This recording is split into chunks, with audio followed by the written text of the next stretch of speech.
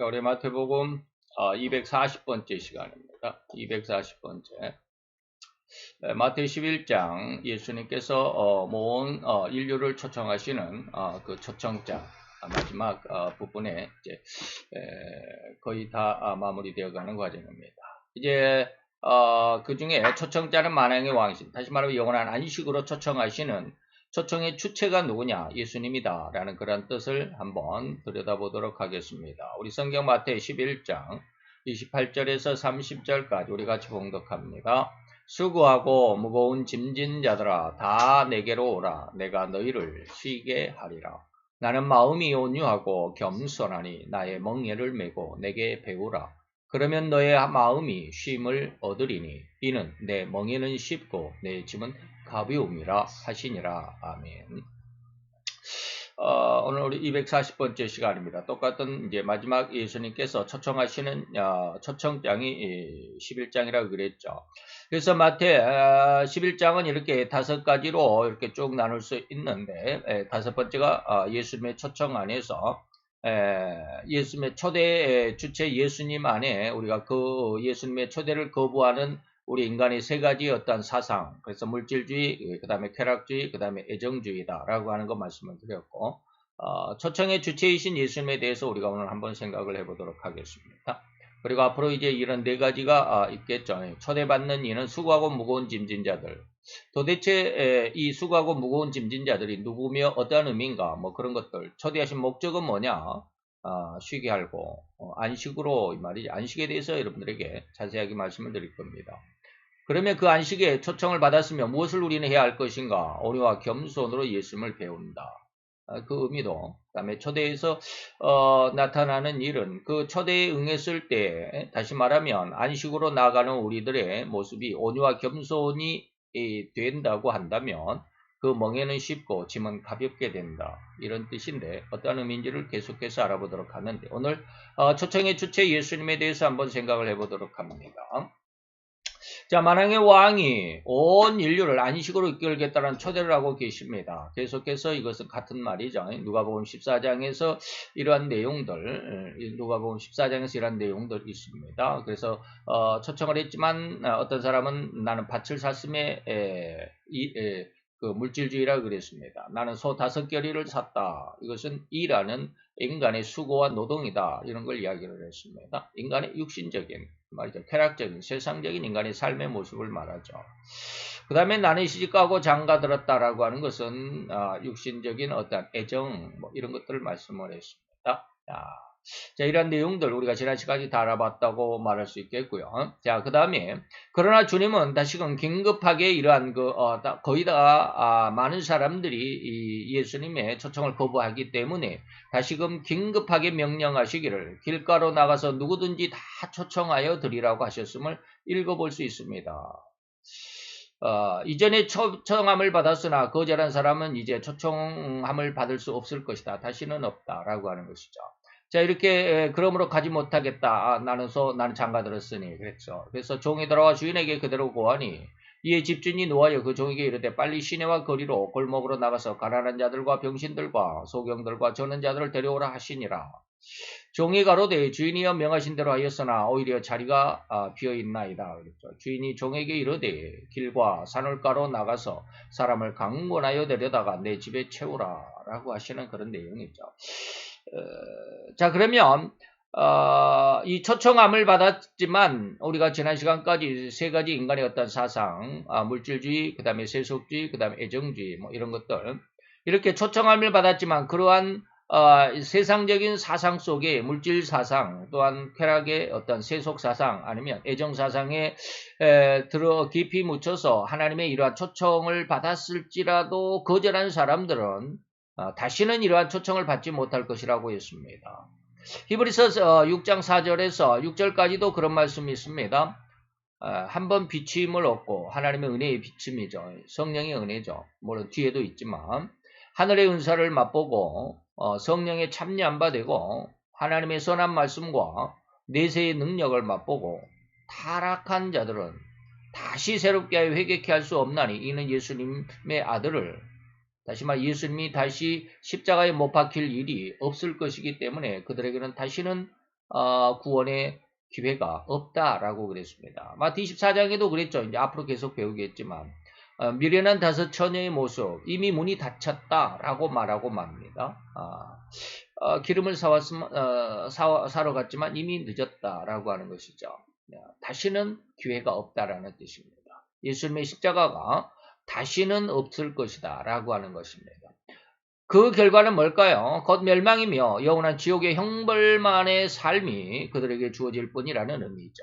예수님은 대속의 십자가를 절대로 2번 다시 짊어지지 않을 것입니다. 2000년 전에 갈릴리에 우리는 뭐 갈보리라고도 하죠. 갈보리 언덕에서 대속 보혈의 그 대속의 죽음을 죽으신 이후로 다시는 2번 다시는 이러한 일이 있을 수가 없다. 짊어지지 그 십자가를 다시는 짊어지지 않을 것이다라고 하는 것이죠. 오늘 이러한 하나님의 초청의 말씀을 이제 조금 뒤에 여기에 가보면 쉬게 한다라고 하는 그런 내용들 그 내용 안에서 제가 아주 그 예전에는 제가 아마 12장 다음 장에서 그런 말씀을 드릴 거다 그랬는데 여기에서 제가 그것을 드렸습니다. 다시 말하면 우리의 삼위 하나님께서 우리에게 주셨던 삼위일체 하나님의 그 형상이 무엇일까? 쉰다라는 게 뭘까? 그것이 회복되는 것이 쉰다라는 그런 뜻으로 성부의 형상과 성자의 형상과 성령의 형상에 대해서 쭉 아주 심도 있게 말씀을 드리려고 합니다. 그런 내용 안에서 우리가 한번 보면은 어떤 내용이냐면 오늘 요한복음 5장 24절로 29절까지 내용의 이 말씀의 은혜가 굉장히 그 내용을 아주 확 풀어놓은 것 같은 그런 그런 설명이 될 겁니다. 자, 내가 진실로 너에게 이르노니 내 말을 듣고 나 보내시는 이를 믿는 자는 영생을 얻었다. 내 말이 누구요? 예수님이죠. 그리고 또 나를 보내신 이는 누구요? 성부 하나님이죠. 뭘로 보냈어요? 대속하려고. 내가 인자가 세상에 온 것은 뭐 하려고? 섬김을 받으려고 한 것이 아니라 섬겨주려고. 그러면서 많은 사람들을 위하여 나를 무엇으로 주려고? 대속물로 주려고 왔다. 마가복음 10장 45절이죠. 그래서 나를 믿고 내 말을 듣고 나 보내시는 이를 믿는 자는 뭐 했다? 영생을 얻었다. 심판에 이르지 아니하나니 사망에서 생명으로 옮겼느니라. 진실로 너에게 이르노니 죽은 자들이 하나님의 아들의 음성을 들을 때가 오나니 곧 그때라. 듣는 자는 살아날 거야. 말씀이 생명이라 그랬죠. 계속해서 말씀을 드립니다. 계속해서 말씀을 드리는데 요한복음 1장 1절로 3절 하나님의 말씀은 생명이다. 그 생명이 사람들의 빛이다. 그렇게 결론이 됩니다. 자, 듣는 자는 그 말씀 안에 있는 자는 살아날 거야. 그래서 요한복음 마태복음 16장까지 넘어가 보면 마태복음 14장 요한복음 일 것 같은데 요한복음인데 16장인가 있습니다. 예수님이 내 말을 듣고 내 피를 마시는 자 그리고 내 살을 먹는 자가 뭐인다? 그 속에 영원한 생명이 있다라고 말하죠. 그래서 그 말씀이 뭐요? 생명이다라고 그런 말씀이 또 있습니다. 계속해서 성경의 내용이 바로 그런 뜻입니다. 그래서 성경의 말씀의 은혜, 이것을 말씀의 은혜 안에 있는 자는 바로 부활될 거야 라고 하는 것입니다. 부활된다라는 말을 지난 시간에 우리가 부활절 때 잘 말씀을 드렸다라고 생각합니다. 물론 우리 육신의 부활도 부활이지만 우리의 현재 삶도 이 말이죠. 우리의 삶도 변화된다. 넘어갑니다. 아버지께서 자기 속에 생명이 있음과 같이 아들에게도 생명을 주었다. 그래서 예수님 안에도 생명이 있었고 이 생명이 사람들에게 빛으로 나타났다라고 했죠. 또 인자됨을 인하여 심판하는 권세를 주셨다. 이를 기이 여기지 말라. 무덤 속에 있는 자가 다 그의 음성을 들을 때가 오나니 선한 일을 행한 자는 생명의 부활로 악한 일을 행한 자는 심판의 부활로 나오리라. 바로 이런 내용들 뭡니까? 지금 예수님의 대속의 십자가는 절대로 2번 다시 없다. 그것은 뭐야? 영원한 뭐하다? 심판이다. 라고 하는 것이죠. 이 초대는 예수님께서 아무렇게나 그냥 사람들을 유혹하기 위한, 쉽게 말하면 우리가 공약이라고 그러죠. 무엇인가를 약속하는 그런 공약이 아니라 빌공짜, 헛된 약속이다 이 말입니다. 남을 속이기 위해서 사기치는 것이죠. 초대는 그냥 하는 게 아니에요. 사기치는 게 아니에요. 예수님 스스로가 십자가에서 피로 물들인 초대장입니다. 자기 생명을 내어주는 초대장입니다. 그죠? 예.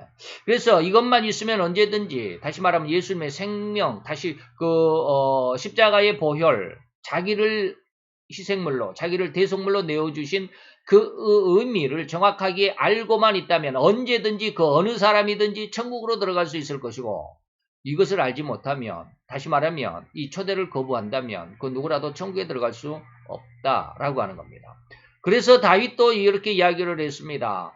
이 세상에서 임금으로 지내는 것보다 천국의 문직이라도 줬사오니 그것이 더 좋겠다라고 하는 것이죠. 이게 바로 시편 84편 9절에서 11절입니다. 우리 방패신 하나님이여 주의 기름 부으신 자의 얼굴을 살펴보옵소서. 주의 궁정에서 하루를 지내는 것이 한 날이 일일이 말이죠. 주의 궁정, 천국에서 하루를 사는 것이 다른 곳이었어요. 이 세상에서 휘황찬란한 왕의 궁정에서 첫날을 사는 것보다 낫습니다. 라고 하는 것이죠. 악인의 장막의 거함보다도 악인의 장막, 세상에서 많은 부귀와 명예와 영광을 얻는다 할지라도 이 말입니다. 그래서 제가 이번에 아까도 말씀드렸듯이 하나님의 삼위일체의 그 형상에 대해서 쭉 앞으로 말씀을 드릴 것이다라고 그랬는데, 그 성자 예수님의 말씀에 대한 형상에 대해서 하나님이 엄청나게 제 개인적으로 많은 은혜를 주셨어요. 그래서 그것을 계속해서 그 원고를 작성하는데 굉장히 힘들었어요. 은혜를 많이 주셨는데도 불구하고 원고를 썼다 지웠다를 한 3번 했어요. 그래서 이렇게 하면 너무 길다. 또 다시 쓰고, 그래서 하나님께서 약 한 20가지 정도의, 지난번 부활절 때는 9가지인가 줬다고 그랬죠. 이 말씀에 대해서 20가지인가를 제가 노트에 계속 기록을 해놓은 것을 이리저리 이제 정리를 하다 보니까 원고를 한 3번 정도 지웠다 썼다 했는데 굉장히 오래 걸렸어요. 그래서 다 거기에서 하나님께서 주신 은혜를 끝까지 하면은 원고가 더욱 길어질 것 같아서 이제 막 정리하다가 이제 지금 뭐랄까 거의 마무리를 지어놨어요. 거의 마무리란 말, 아직 마무리를 안 지었다는 게 아니라 마무리를 지었는데 뭐랄까 확실히 결론을 내지 않았다라는 것보다도 결론을 좀 줄였습니다. 그래서 이제 해놨는데 굉장히 그것도 좀 길더라고요. 거기에서 뭘 제가 말씀을 드리려고 하냐면 악인의 장막의 거함보다 라는 그런 의미가 그 속에 많이 들었어요. 세상의 부귀와 명예 속에. 다시 말 하나님의 말씀은 생명인데 그 생명은, 이 말씀은 무슨 능력이 있다? 생명의 능력이 있고 또 하나는 무슨 능력이 있다? 창조의 능력이 있다 라는 그런 말씀으로 제가 거기에 많이 설명을 해놨습니다. 요한복음 1장에 보니까 그 말씀 없이는 세상에 있는 것이 없죠. 창조의 능력입니다. 그러다 보니까 우리의 인간의 말은 곧 창조가 되는 것이고 곧 실현이 되는 것이고 현실이 되는 겁니다. 그래서 하나님을 잃어버린 사람들조차도 뭐라고 그래요? 꿈은 이루어진다. 말이 시가 된다 그러죠. 우리나라의 말에 속담에 그러죠. 그러다 보니까 사람들의 말이 이렇게 막 하다 보면, 그리고 그것을 믿고 열심히 수고하고 열심히 노력하다 보면 일생에서 성공을 누리는 사람들이 많습니다. 그러나 사람들은 그 성공에 빠져버리는 거죠. 근데 그 성공은 절대로 완전한 성공이 아니다라는 것을 저는 거기에서 주장을 하고 있습니다. 그 왜 그러냐면 바로 이런 겁니다. 악인의 장막에 거한다.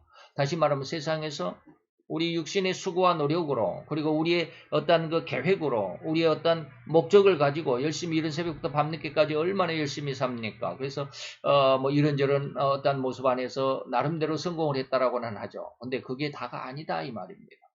그렇게 세상 속에서 수고하고 애쓰며 어찌 보면 성공이고 어찌 보면 행복이고 어찌 보면 축복인 것 같은, 거기에 속지 말자라는 거예요. 왜? 우리에게는 진정한 말씀이 회복이 돼야 돼요.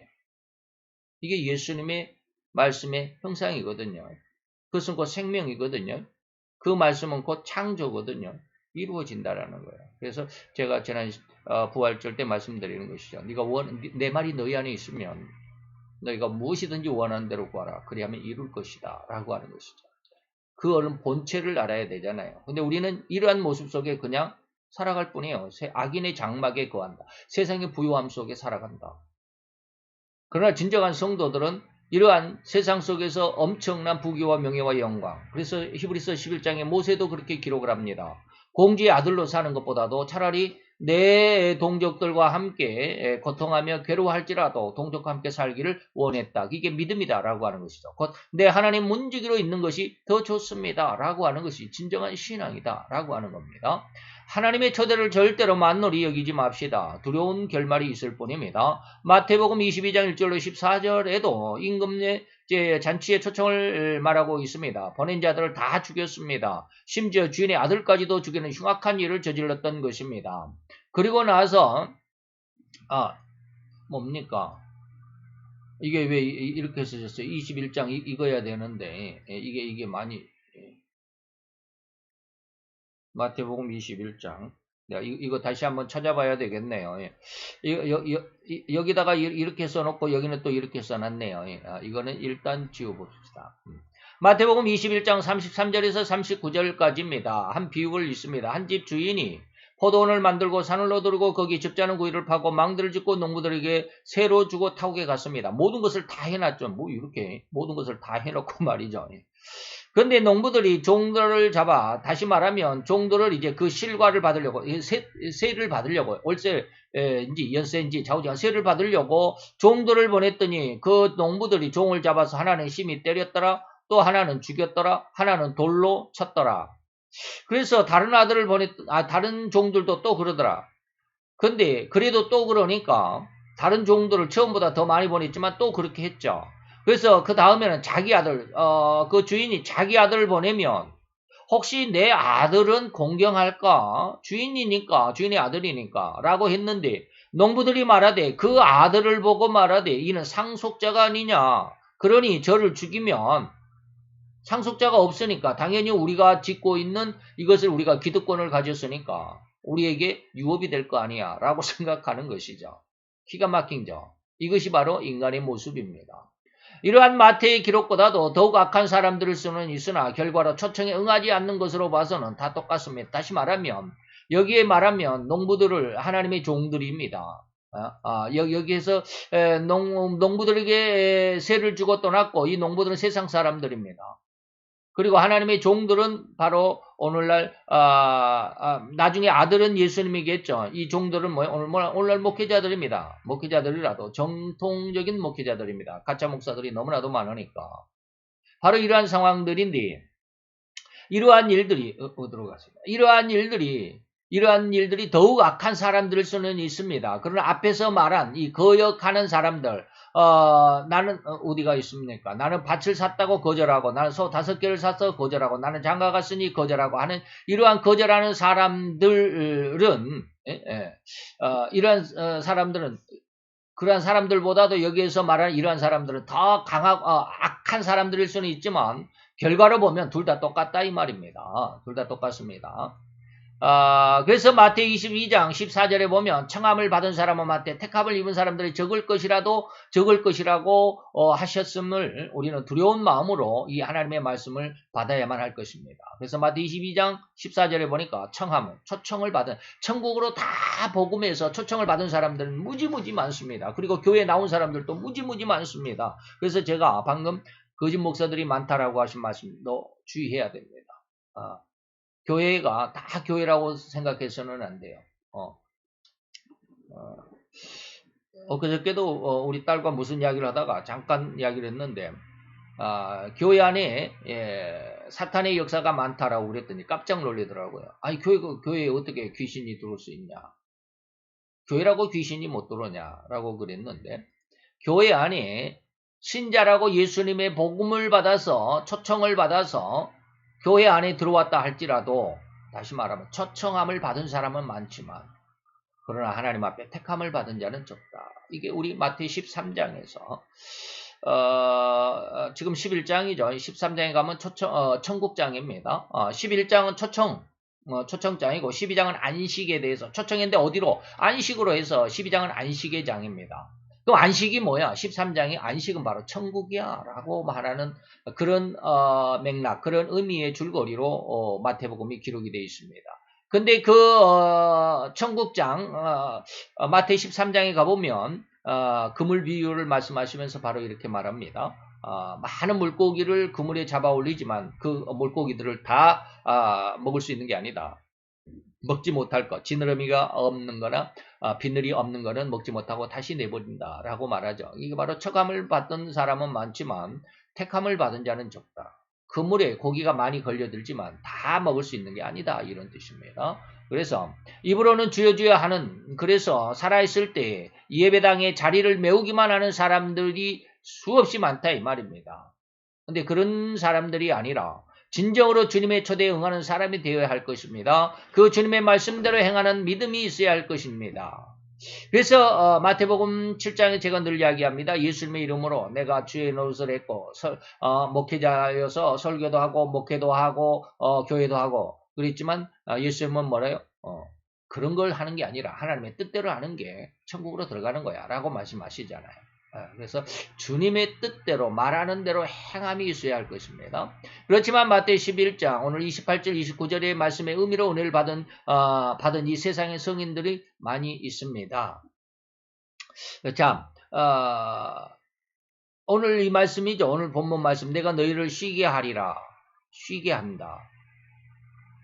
짐을 진 자들은 내게로 오면 쉬게 할 거야. 그리고 나를 배우면 너의 마음이 쉼을 얻을 거야 라고 하는 것입니다. 나중에 이제 계속 말씀을 드리겠지만 여기에서 말하는 쉼은 뭐예요? 육신의 우리 삶의 삶 속에서 우리 육신의 고통을 쉬게 하는 거고 여기서는 뭐예요? 마음이 쉼을 얻습니다. 다시 말하면 영과 육신이 쉼을 얻게 하는 영육의 안식이 예수님의 초청 안에 들었습니다. 이 말씀에 은혜를 받은 사람들이 많다 이 말입니다. 이 말씀의 은혜를 얻지 못하면 그 초대를 어떻게 받아들일 수 있을 것인가를 생각해 보아야 합니다. 단지 내가 이 교회당에 한 자리를 차지했다고 해서 초대에 응했다고 생각하지 말아야 합니다. 진정 그 의미 속에 우리는 믿음을 키워야 합니다. 단지 내게서 나타난 하나님의 능력의 어떠함에 들떠 있는 신앙, 저는 이것을 늘 이야기합니다. 자기 신앙에 속지 말아라 라고 하는 말을 자주 드립니다. 자기 신앙에 속고 있습니다. 나도 교회를 다니니까, 나도 예수를 믿으니까, 나도 기도하는 사람이고 예수의 이름으로 능력도 나타나고 뭐 기도하면 하나님의 응답도 받고 하니까 나는 진짜 하나님의 아들이고 나는 진짜 하나님의 딸이야 라고 자부심을 갖고 있는데 곤란하다 이 말입니다. 내게 어떠한 하나님의 능력이 나타나는 그것으로 인해서 자기의 신앙이 들뜬 신앙이 되어서는 안 됩니다. 정확히 자기를 진단해야 됩니다. 그래서 주님은 이러한 능력의 나타남보다도 더욱 하나님의 나라에 내 이름이 기록된 그것으로 더욱 즐거워하는 신앙이어야 된다고 하셨습니다. 누가복음 10장 19절 20절 내가 너희에게 뱀과 정갈을 밟으며 원수의 모든 능력을 제어할, 통치할 이 말이죠. 권세를 주었으니 너희를 결단코 해할 자가 없을 거야. 그러니까 어마어마한 능력을 나타내죠. 어마어마한 기적을 나타냅니다. 제가 뭘 하기 위해서 인터넷 동영상을 이렇게 좀 찾아보려고 하는데 기독교 안에서의 어마어마한 이단들, 정말 복음과 같은 복음이라고 속을 수밖에 없는 그런 일들이 너무너무 많아요. 나도 그거 정확히 잘 몰랐어요. 그래서 맨 처음에 제가 한 3, 4년 전, 한 5년? 한 4, 5년 됐을 것 같아요. 이걸 이야기를 해도 되는지 모르지만 이미 인터넷에 공개되어 있으니까 아이홉이라고 하는 선교단체가 있어요. 미국에. 아이홉을 뭐 어쩌고 저쩌고 막 그래요. IHOP, 그래서 아이홉이라고 그러는데. 뭐 우리나라에 목사님들이 난리래요. 거기에 뭐 선교사들이 어쩌고 저쩌고 막 해가지고. 난 처음 들어봤어요. 아이홉. 뭐 세계적인 어떤 글로벌적인 어떤 시각이 없어서 그런지 몰라도. 그래서 그게 뭔데? 라고 그랬더니 뭐라고 막 그런데 도대체 뭔 말인지 저는 관심도 없으니까 이해도 잘 못하겠다. 좌우지간 잘못됐다. 교회에서 많은 청년들 거기에서 훈련시킨다고 해가지고 거기 가서 데리고 가서 훈련시키면서 본 교회로 되돌려 보내지 아니하고 그 선교회에서 일할 수 있도록 그렇게 다 빼간다. 그랬는데 제가 한 1년 전에 어떤 목사님의 그 하소연 동영상을 하나 봤어요. 근데 그 목사님이 어떤 목사님이면 아이홉교에 자기도 연관이 있어가지고 굉장히 도움을 많이 받았대요. 근데 어느 날부터 자기 교회 청년들이 교회로 안 나오더라는 거예요. 그래서 이제 왜 안 나오냐고 이렇게 알아봤더니 바로 그 선교회로 나간다라는 거예요. 그러면서 그냥 막 목사니까 뭐 울분을 터트린다는 말은 제가 좀 잘못됐지만 좌우지간 그렇게 하소연을 하시더라고요. 교회가 완전히 시골 교회인데 그나마 있었던 청년들조차도 다 아이옵에서 다 빼가 버린다. 뭐 이런 것들 많아요. 그래서 거짓 목회자들.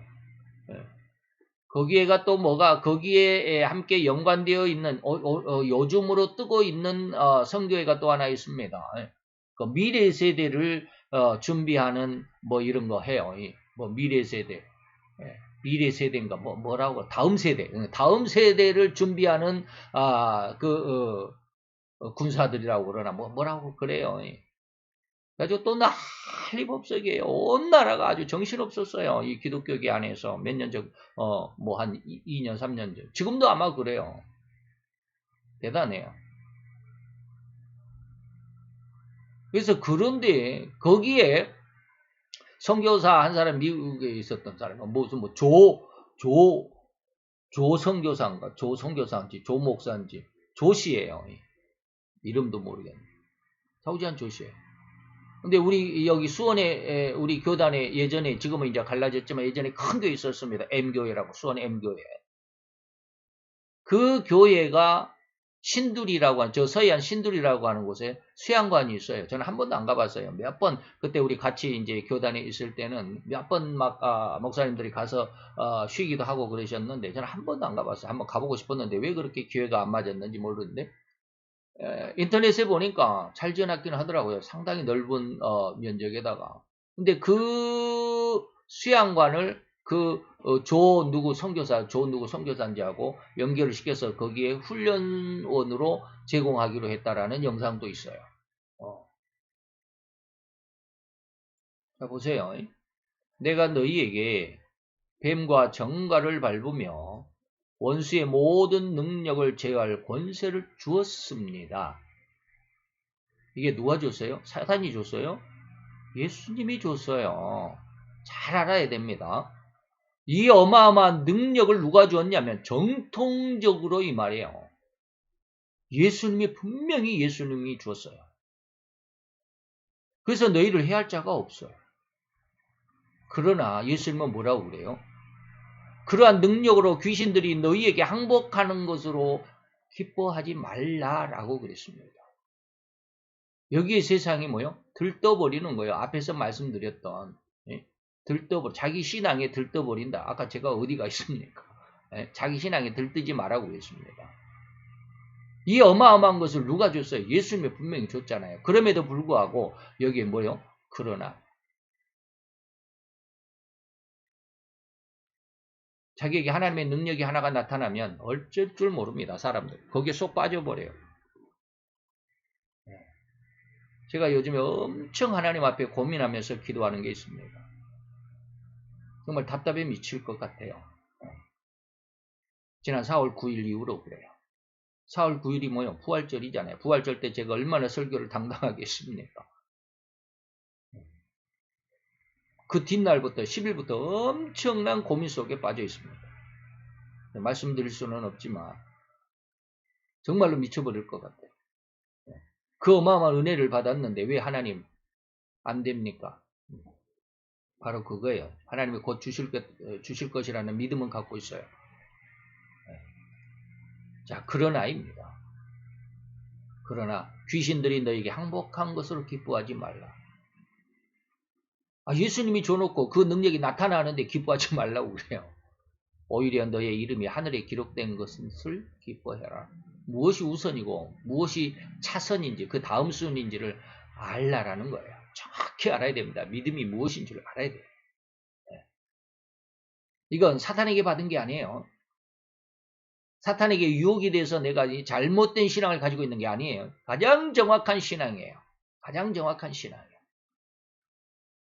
자, 우리는 이미 앞에서 만왕의 왕이 되신 예수님의 권세와 능력이 어떠한지, 또한 예수님은 어떠한 분이신지를 살펴본 바 있습니다. 곧 예수님이 하나님 아버지께 감사와 찬송을 드렸다는 내용을 알아보는 부분에서 이미 말씀을 드렸습니다. 이는 절대로 하나님 아버지께 대한 것만이 아닙니다. 예수님은 삼위일체 하나님 중에 제2위, 두 번째 위이신 하나님이심을 알기에 하나님 아버지께 돌려드리는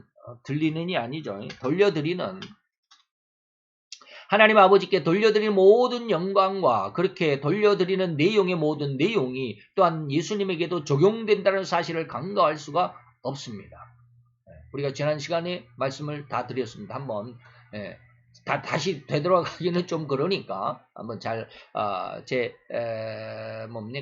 아프리카 TV 방송국에 아프리카 방송국에 들어가면 설교들이 다 올라와 있습니다. 계속 지금 올려놨으니까 거짓말할 수가 없죠. 자, 삼위일체라는 말의 의미에는 삼위의 하나님, 세 하나님이죠. 그 성부, 성자, 성령 하나님의 영광은 동등하다는 의미가 들어있었다라고 했습니다. 성부 하나님에게 올려드리는 영광의 내용이 예수님이 하나님 아버지께 하나님이 이러이러한 영광을 돌려드립니다라고 했을 때 그 영광이 아버지께만 해당되는 것이 아니라 자기 자신에게도 이 말이에요. 예수님 자신에게도 또는 성령 하나님에게도 역시도 그 영광이 적용된다라는 의미라는 겁니다. 바로 그러한 곧 전지전능하신 예수님이 만왕의 왕이신 예수님이 또한 온 세상을 창조하신 창조주이신 예수님이 그래서 무엇이든지 주인이시기 때문에 주인의 원하심대로 이렇게 저렇게 할 수 있다라는 그 주인이신 예수님이 말씀하시는 겁니다. 자, 다시 한번 여기 요한복음 1장 1절에서 3절까지 태초에 이거 이제 증거를 해드리는 겁니다. 태초에 말씀이 있었는데 이 말씀은 하나님이십니다. 이 말씀이 하나님과 함께 계셨는데 이 말씀이 만물이 세상 우주 만물이 그 말씀 그로 다시 말하면 이 말씀으로 말미암아 지은 바 되었으니 세상에 지어진 것이 하나도 그가 없이 된 것은 없다. 세상의 모든 것이 예수님이 만드신 것이다. 세상에 만들어진 것 중에 예수님이 만들지 않은 것이 없다라는 거예요. 바로 이러한 하나님이신 예수님이 우리를 죄인을 초청하신 것입니다. 무엇로? 생명이기 때문에 생명으로 살아가라고. 우리는 이미 죽었잖아요. 창세기 3장에서 너희가 내 말을 거역하며 다시 말하면서 먹지 말라 한 선악과를 먹으면 정령 죽으리라. 죽었습니다. 무엇이 죽었을까요? 이제 그런 내용을 앞으로 성자 예수님의 형상에 대해서 말씀을 드릴 겁니다. 아주 복잡하고 자칫 말을 잘못하면 좀 이상한 말이 되기 때문에 그때 다시 말씀을 드리겠습니다. 자기에게 유익이 될 만한 사람만을 선택적으로 부르신 것이 아닙니다. 인간은 다시 말하면 예수님이 이렇게 초청하신 것은 죄인을 초청하신 것인데 자기에게 유익이 될 만한 사람만을 선택적으로 부르신 것이 아니라 온 인류를 아무나 상관없이 말이에요. 인간은 오로지 자기의 영광을 위한 필요로 인간은 뭐예요? 자기 영광, 자기 어떤 유익을, 자기 성공을 위해서 사람들을 선택하잖아요. 내가 사귀지 말아야 할 사람도 있습니다. 여러분들 그거 구분을 하시면서 세상을 살아가는지 모르겠습니다. 아무나 그냥 인간관계를 넓혀야 된다라고 많은 사람을 알면 알수록 더 많은 사람을 알면 알수록 더 좋다고 그래가지고 아무나 막 사귀는 건 안 좋습니다.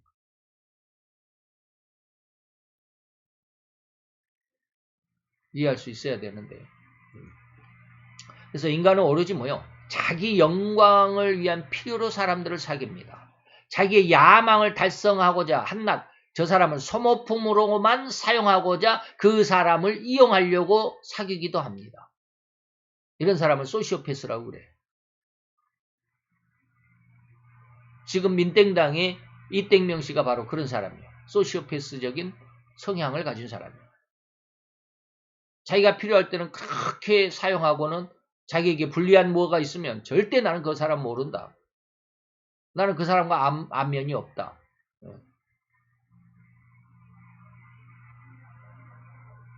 골프 카트라고 그러는데 골프 차는 두 사람만이 탄대요. 2인승이. 한 사람은 운전하고 한 사람은 옆에 타고. 그렇게 같이 골프 카트를 타고 다녔음에도 나 그 사람 모른다 그래. 대단한 사람이야.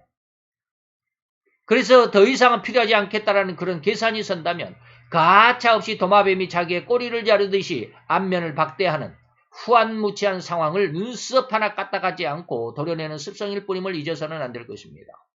그러면서도 그러한 자기의 습성과 그러한 인성이 이후 결코 그 밑을 알 수 없는 무적인과 같은 나락으로 떨어져 버릴 것임을 호리만큼도 인식하지도 깨닫지도 알지도 못한 것이 바로 인간의 안타까움입니다.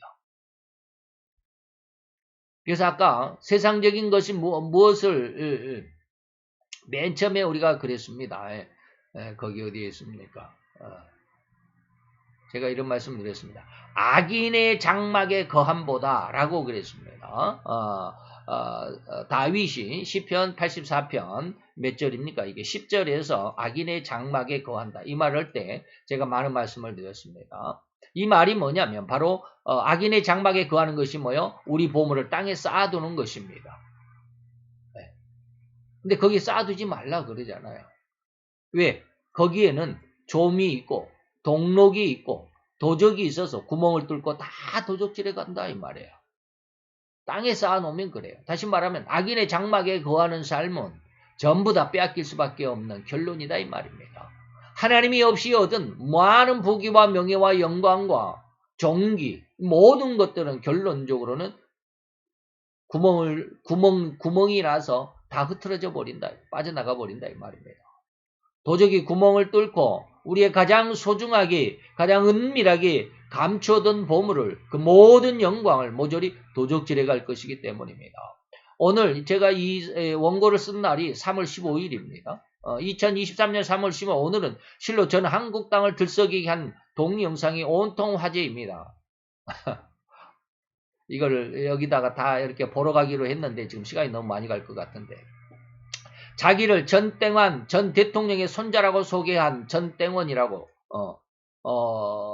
하는 사람이 자기 할아버지인 전두환 씨는 우리나라 민주주의 아버지가 아니라 학살자이며 자기 아버지 전땡용 씨, 전땡환 씨의 둘째 아들입니다.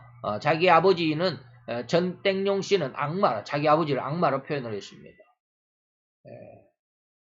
그래서 자기 할아버지가 대통령으로 있을 때 어마어마한 재산이 둘째 아들 전땡용 씨에게 왔겠죠. 그 재산을 전땡용 씨가 자기 아들들에게 다 이 주식으로 나눠줬답니다. 뭐가 50만 주, 어디 주식이 50만 주인데 굉장한 몇십억이라고 그래요.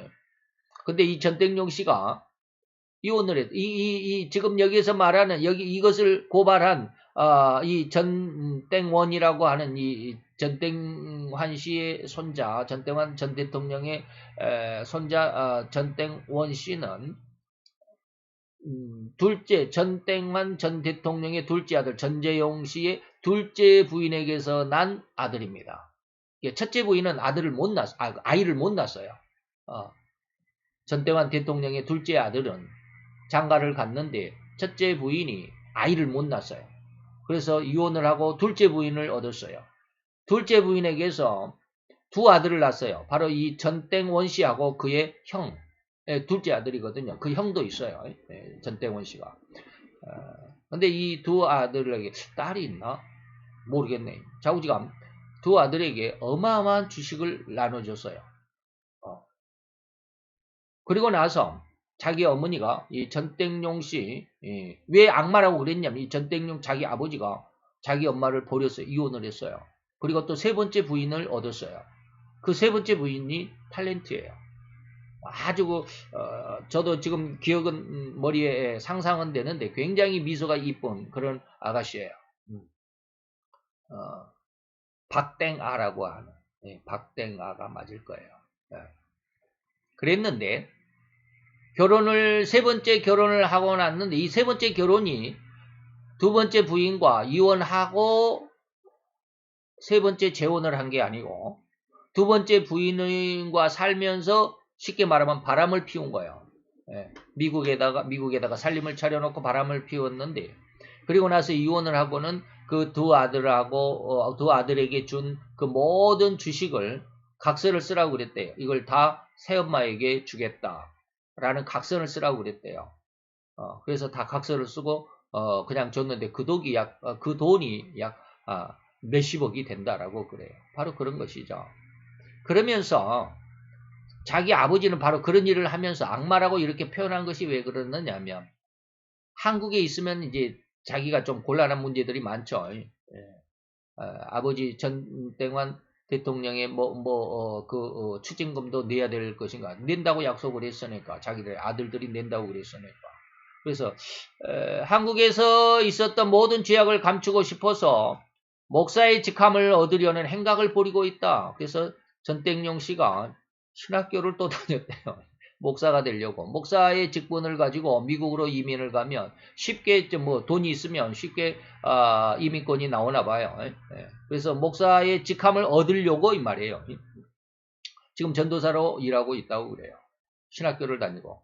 그래서 미국의 시민권을 얻으려는 사악한 음모를 꾸미고 있다라고 고발하는 영상이 올라와가지고 당시 3월 15일 이후로 어마어마하게 우리나라를 들썩이게 했습니다. 지금 오늘이 5월 10일, 7일입니까? 5월 7일이니까 2달 전이잖아요.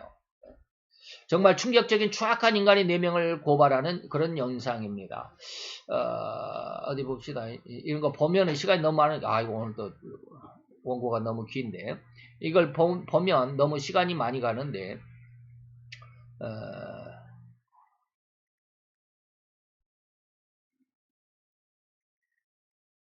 보통 쉬는 날은 집에 혼자 있어요.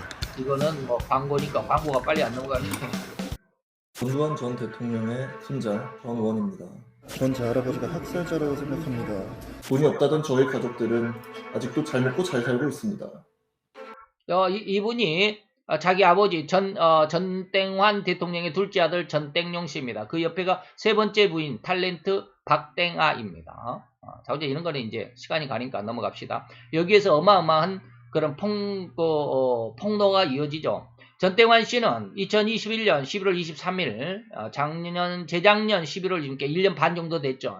11월 23일 오전 8시 55분께 연희동 자택의 화장실에서 쓰러져 세브란스 병원으로 옮겨졌으나 사망을 선고받았습니다. 그리고 전땡환 씨의 군사 쿠데타로부터 사망에 이르기까지 그런 어떤 동영상도 있습니다. 이것도 있지만 넘어갑시다. 그렇게 한 사람이, 자, 이걸 지금 제가 뭘 하려고 하느냐면, 너희의 보물을 땅에 쌓아두지 말라.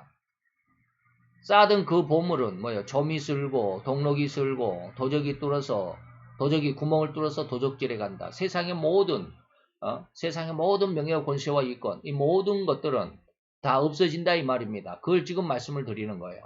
자, 그렇게 한 사람이 한 나라의 대통령까지 지냈으며 또 얼마나 큰 영광이었습니까? 그런데 이제 그가 세상을 작별한 지 1년이 조금 지나 그의 손자에 의해서 그의 모든 추악한 내면들이 들춰지면서 온 나라가 발칵 뒤집혔다고 해도 과언이 아닐 정도로 큰 충격의 여파에 온통 한 나라가, 대한민국이 몸살을 앓고 있었습니다. 몸살을 앓았습니다. 이것이 바로 주님이 마태복음 6장 19절에 언급하신 이 세상에 쌓아 올린 인간의 욕망의 보물의 결과일 뿐임을 절대로 간과해서는 안 될 것입니다. 6장 19절입니까? 예, 여기입니다. 예? 너희 보물을 땅에 쌓아두지 말라. 거기는 너무 신기루가 같은 거야. 아무것도 아니야. 예. 한 나라의 대통령까지 지냈으니 얼마나 큰 영광이었겠습니까? 그러나 지금 1년 반이, 그가 세상을 떠난 지 1년이 조금 지나서 그의 모든 것을 폭로하는 이 손자의 폭로에 의해서 완전히 개망신을 당하고 있었습니다. 이게 바로 뭐야?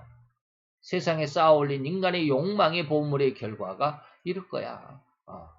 그러나 온 우주의 만물의 주인이신, 창조이신 창조주이신 예수님은 절대로 이러한 세속적이거나 물질적인, 그래서 온 우주 만물 안에 들어있는 한 나라의 왕권에 비할 존재가 아니죠. 존재라거나 비교할 권세가 되겠습니까? 아니다 이 말입니다. 우리는 잠시 시간을 멈출 수는 없을지라도 한번 시간은 없지만 생각해보라 이 말입니다. 이 지구상의 인간이 가장 선망하는 것이 뭡니까? 돈입니다.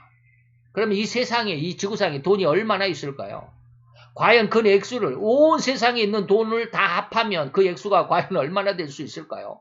생각해 보실 수 있겠습니까? 그래서 잠깐 세계에서 제일 부자가 누구일까 하는 생각에 인터넷을 제가 한번 검색해 봤습니다. 그랬더니 1위는 테슬라 전기자동차의 회장은 일론 머스크라는 사람입니다. 테슬라라는 전기자동차의 그 우주 왕복선을 한 번만 쓰는 것이 아니라 지난번에도 한번 말씀을 드렸죠. 뭐 스페이스 X라고 하는 어떤 프로그램에 의해서 우주로 로켓을 우주선을 쏴오고 그것을 버리는 것이 아니라 이 로켓이 다시 제자리에 와서 딱 씁니다. 그러면 그것을 또 다음에 또 씁니다. 그리고 또 다시 제자리에 옵니다. 그럼 이것을 계속해서 반복해서 쓰니까 이 로켓의 값이 그만큼 뭡니까? 전략이 되죠. 이러한 일을 했던 사람이 바로 일론 머스크라는 사람입니다. 이 사람의 돈이, 자산이 얼마냐면 379조 5천억 원이랍니다. 지난 두 달 전에 이 말이죠. 두 달 전에 3월 달에 제가 어디가 있습니까? 3월 5일 여기 이날 제가 한번 이 원고를 쓰면서 한번 다 뒤져봤습니다. 세상에 돈이 얼마나 있을까? 그 중에 제일 부자, 제1위는 테슬라 전기자동차의 일론 머스크인데 그 사람의 재산이 뭐예요? 379조 5천억, 그러니까 380조 되죠. 약 380조입니다.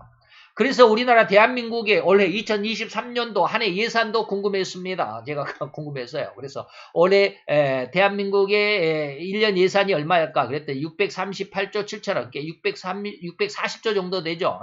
그런데 우리나라 인구는 약 5,200만, 5,156만 명입니다. 그러니까 약 한 5,200만이죠.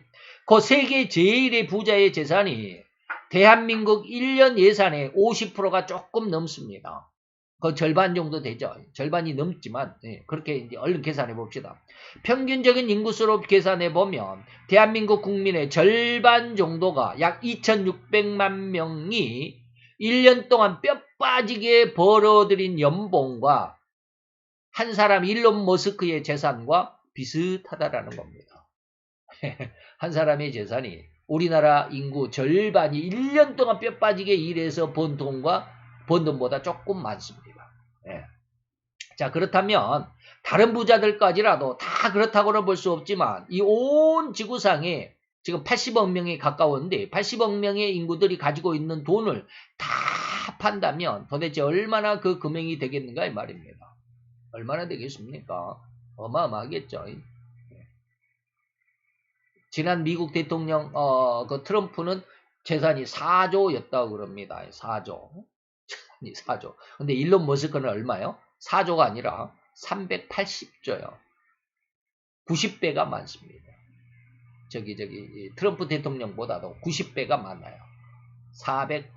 380조. 트럼프는 4조라고 그러죠. 어마어마하죠. 그 금액이 얼마나 할까? 아마도 헤아릴 수 없겠죠. 이렇게 엄청난 돈이 이 지구상에 249개 정도, 250개, 지금 유엔에 정식 등록된, 독립국가로 등록된 나라가 250개 정도 된답니다. 국제표준화 기구를 해서. 그럼 이러한 계산을 왜 제가 하시는지 아십니까? 우리를 영원한 안식으로 초청하신 예수님이 이런 세상을 만드신 창조주이심을 우리가 다시 한번 상기하면서 제 이야기를 한번 잘 들어보시기 바랍니다. 제가 왜 이런 이야기를 하느냐면 주님은 그렇게 엄청난, 헤아릴 수조차 없을 정도로 많은 돈이 산재해 있는 이 지구를 지으신 장본인입니다. 그러한 창조주 예수님에게 도대체 이 세상의 돈이 그를 유혹할 수 있었겠습니까? 세상을 창조하신 분인데 지구상에 일론 머스크 한 사람의 돈만 있는 것이 아니고 수없이 많은 몇십억의 아주 부자라고 하는 사람들이 있을 텐데 그 사람들의 돈이 어마어마하게 우리가 셀 수 없을 정도로 많다고 할지라도 그것을 말씀 한마디로 지으신 분이 누구요? 예수님입니다. 그런데 그 돈이 세상에 있는 돈, 예수님이 만드신 돈이 예수님을 유혹할 수 있겠느냐 이 말이에요. 이 지구상에는 국제표준화기구가 발표한 대로 지구상에는 약 249개, 약 250개가 나라가 있다라고 하는데 그 특정한 나라에 곧 아직은 세계 제일 강대국이라고 할 수 있는 미국이라고 우리가 특정해 본다고 할지라도 그 미국이란 나라의 가장 큰 권력인 대통령의 권세와 비교할 수 있겠냐? 돈에 비교할 수 있겠냐? 권세에 비교할 수 있겠냐? 이 말이에요. 온 나라를, 온 세상을 만드신 주인이신 예수님의 권세가 제일 지금 강대국인 미국 대통령의 권세만 못하겠냐? 이 말입니다. 말씀으로 만드셨는데.